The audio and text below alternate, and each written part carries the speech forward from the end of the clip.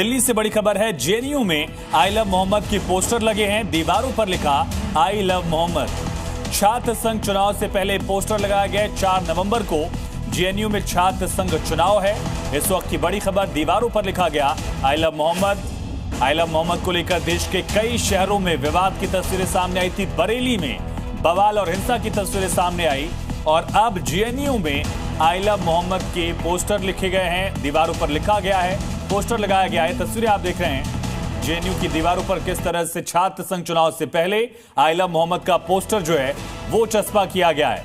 Exclusive तस्वीरें आप देख रहे हैं। कई जगह देखिए स्प्रे से भी इसी तरह से पेंट किया गया है आई लव मोहम्मद। दीवारों पर पोस्टर्स पर आई लव मोहम्मद लिखकर जेएनयू में छात्र संघ चुनाव से पहले ये क्या प्लानिंग की जा रही है। 4 नवंबर को जेएनयू में छात्र संघ चुनाव है और 10 दिन के भीतर जेएनयू की दीवारों पर जेएनयू के अलग अलग हिस्सों में पोस्टर्स लगाए गए हैं। कई जगह स्प्रे से लिखा गया है आई लव मोहम्मद। जैसा कि आप जानते हैं कि देश के कई शहरों में इसको लेकर विवाद हुआ था, बवाल हुआ था। और दिल्ली पुलिस ने बड़े आतंकी हमले की साजिश का खुलासा कर दिया है।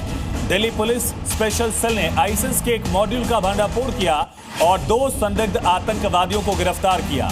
इनमें से एक दिल्ली का रहने वाला है, वो फिदायीन हमलों की ट्रेनिंग ले रहा था। दूसरा मध्य प्रदेश का रहने वाला है। दिल्ली में आईएसआईएस के एक बड़े आतंकी मॉड्यूल का भंडाफोड़ हुआ। 2 संदिग्धों को गिरफ्तार किया गया। इन पर राजधानी में एक बड़ा आईडी धमाका करने की योजना बनाने का आरोप है। खुफिया एजेंसी और स्पेशल सेल ने मिलकर ये बड़ी कार्रवाई की है।